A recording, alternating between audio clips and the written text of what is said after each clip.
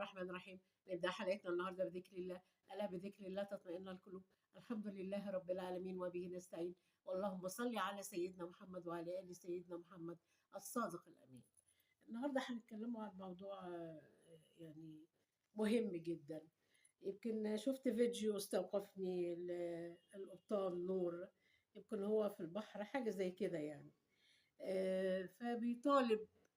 بيطالب بالاطمئنان على 8 بحارة، أولادنا وإخواتنا المصريين في عرض البحر.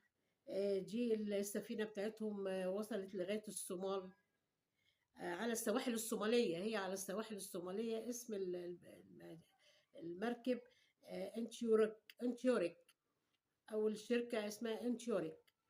فإحنا بنطالب طبعا من غير أنا ما أتكلم.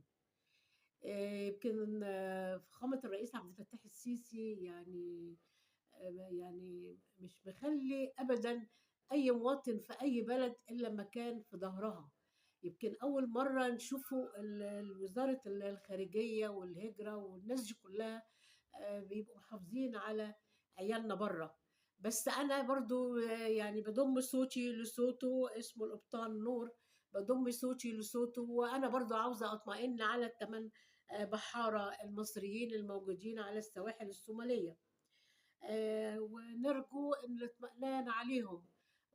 وإحنا بنضم صوتنا لصوت القبطان نور.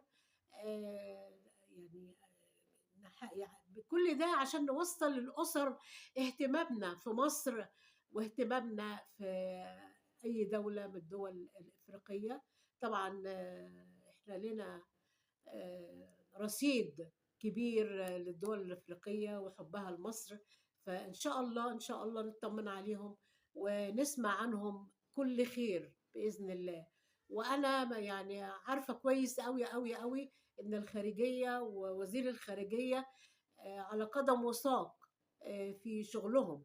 فأنا مطمئنة، بس عاوزة أطمئن زيادة، وذويهم يطمئنوا، وأهاليهم يطمئنوا إن شاء الله. وإحنا كلنا تحت رعاية فخامة الرئيس عبد الفتاح السيسي، آه،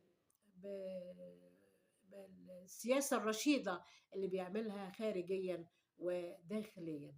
وأتمنى له كل التوفيق إن شاء الله، والاطمئنان على ولادنا وإخوتنا البحارة اللي على سواحل الصومالية.